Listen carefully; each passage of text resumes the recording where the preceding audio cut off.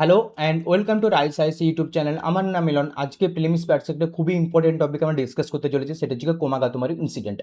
যদি আমরা আজকে হিন্দু পেপারের হিন্দু পেপার থেকে আমরা হেডিং দেখি, সেটা হচ্ছে what happen to Komagata Maru passengers in 1914।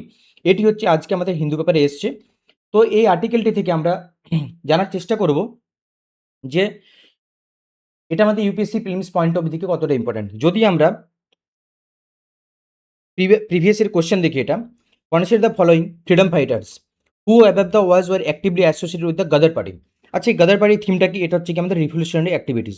আরে কোমাগাতুমারি ইনসিডেন্ট যেটা হয়েছে, কোমাগাতুমারি ইনসিডেন্ট, এটাও কিন্তু আমাদের ডাইরেক্টলি আমাদের ইনভলভ কাজ আছে না গাদার পার্টি নিয়ে। তো সেই পয়েন্ট অফ ভিউ থেকে কিন্তু আমাদের এটা ইম্পর্টেন্ট হয়ে যায় আমাদের UPSC prelims point of view থেকে। তো চলো শুরু করা যাক। আমরা কিছু কিছু ব্রিফলি দেখে নেব কিছু ইম্পর্টেন্ট ডেটা ফ্যাক্টস যেগুলো আমাদের UPSC prelims point of view থেকে ইম্পর্টেন্ট। এটা কনটেক্সট কি না, recently Komagata Maru incident was mention by singer Diljit on the Tonight Show starting Jimmy Fallon. তো এটা হচ্ছে আমাদের কনটেক্সট। তো এই কনটেক্সট আমাদের জন্য অতটা ইম্পর্টেন্ট না। তো ইম্পর্টেন্ট কি আমাদের যে ডিটেলস, যে আমাদের ইনসিডেন্ট কি হয়েছিল সেটা নিয়ে। তো যদি আমরা ব্রিফলি একটু ডিসকাস করে দিই, দেখো কোমাগাতো যে ইনসিডেন্টটা হয়েছিল সেটা হচ্ছে 1914-এ। এটার শুরুয়াত কোথা থেকে হয়েছিল না, এটা যে আমাদের যে শিপ কোমাগাতো মারু যে নামটা, সেটা কোথা থেকে হয়েছে, সেটা শিপের নাম, জাহাজের নাম। এই জাপানিজ স্টিম শিপ নেম কোমাগাতো মারু। তো এটা হচ্ছে কি আমাদের একটা প্রথম একটা ডেটা বা ফ্যাক্টস। অর্গানাইজার কে ছিল এটা না, Gurdeep Singh, a Punjabi entrepreneur based in Singapore. তো এটার ইনসিডেন্ট এটাই ছিল যে 376 প্যাসেঞ্জার নিয়ে। এটার যদি ব্যাকগ্রাউন্ড আমরা দেখে নিই, ব্যাকগ্রাউন্ড কী ছিল না, 376 প্যাসেঞ্জার নিয়ে আমাদের যে একটা জাহাজ ছিল, যে কোমাগাতু মারু যে নামটা আর কি, জাপানিজ নাম, সেই শিপটিকে ওরা কিন্তু আমাদের যে সাউথ ইস্ট কোস্ট, যদি টু বি স্পেসিফিকলি সেটা হচ্ছে হংকং কোস্ট থেকে যাত্রা শুরু করে। তারা যাওয়ার প্ল্যান ছিল কোথায় না, কানাডাতে যাওয়ার প্ল্যান ছিল। তো সেই যখন যাত্রা ওরা শুরু করে এবং ফাইনালি যখন কানাডাতে ল্যান্ড করে 1914 এই টাইমটায়, এবং এই টাইমটা যদি আমাদের একটু ভালো করে যদি রিকল করি, এই টাইমটা হচ্ছে কি আমাদের ফার্স্ট ওয়ার্ল্ড ওয়ার এই টাইমে। এবং সেই টাইমে ছিল কানাডা হচ্ছে কি আমাদের ব্রিটিশের অ্যালিস ছিল। তো সেই জন্য যেহেতু ব্রিটিশ অ্যালি থাকার জন্য কি হয়, এই জাহাজ যখন কানাডা থেকে পৌঁছায় তখন কিন্তু সেই কানাডা সরকার তাদেরকে কিন্তু ল্যান্ড করার পারমিশন দেয়নি, কারণ তারা ছিল অ্যান্টি ব্রিটিশ এলিমেন্ট। তো এই ছিল এখান থেকে এই মানে আমাদের যে ইনসিডেন্ট কোমাগাতো মারু, সেটার ইনসিডেন্ট এখান থেকে শুরু হয়।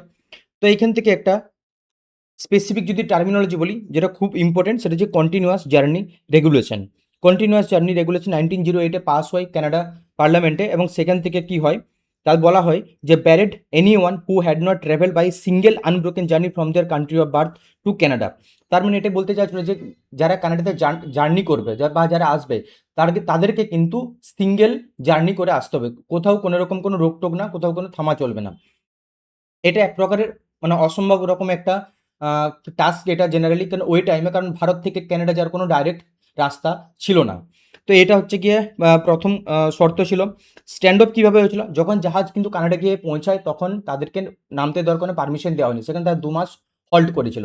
সেই 2 মাস হল্ট করার জন্য তাদের মধ্যে একটা অ্যাঙ্গার সৃষ্টি হয়, এবং সেই অ্যাঙ্গার থেকে তাদের মধ্যে একটা রিভলিউশনারি একটা মাইন্ডসেট তৈরি হয়। এবং সেখান থেকে একটা যেটা সব থেকে ইম্পর্টেন্ট, যেটা এই শোর কমিটি, লোকাল সাপোর্ট থ্রু একটা শোর কমিটি তৈরি করেন তাদেরকে সেই ইনসিডেন্টটি দেখার জন্য, দেখভাল করার জন্য।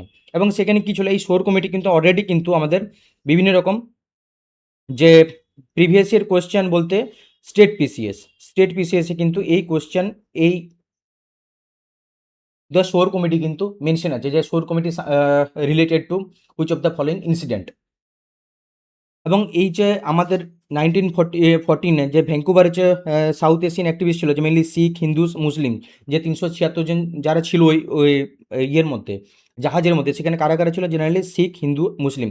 তো তাদেরকে অ্যাসিস্ট করার জন্য কিন্তু শোর কমিটি তৈরি হয় লোকালি, এবং সেখানে $20,000 কিন্তু রেজও হয় ওই টাইমে।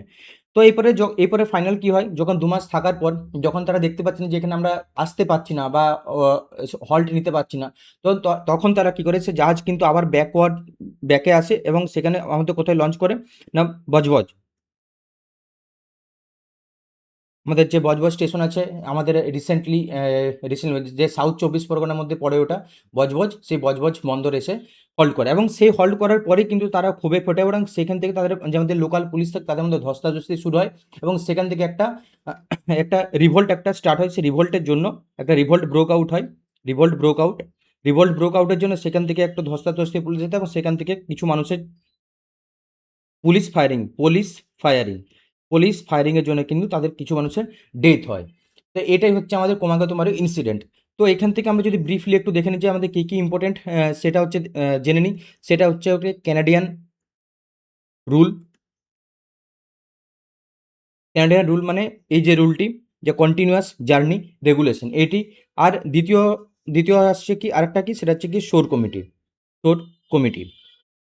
আর 3 নম্বর, এই যে ক্রমাগতমান ইনসিডেন্ট যারা হলো সেখানে যারা ম্যাক্সিমাম যারা ইমিগ্রেন্ট যারা পাঞ্জাবি যারা ছিল আর কি, পাঞ্জাবিজ, তো তারা কিন্তু ডাইরেক্টলি কিন্তু লিঙ্ক ছিল কি না গাদার পার্টির সাথে লিঙ্ক ছিল, ডাইরেক্টলি লিঙ্ক উইথ গাদার পার্টি। তো আমাদের এই 3টি আমাদের কিন্তু পয়েন্ট আমাদেরকে মনে রাখতে হবে যেন আমাদের ফিলিংস পয়েন্ট অফ ভিউ থেকে ইম্পর্টেন্ট।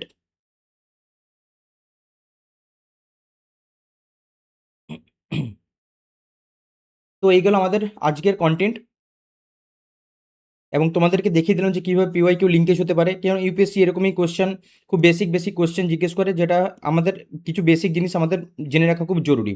তো আমাদের জানাবো ক্রমাগত মারো ইনসিডেন্ট কী, তাদের লিঙ্কেজ কী এবং সেখানে কিছু ইম্পর্টেন্ট কিছু টার্মিনোলজি।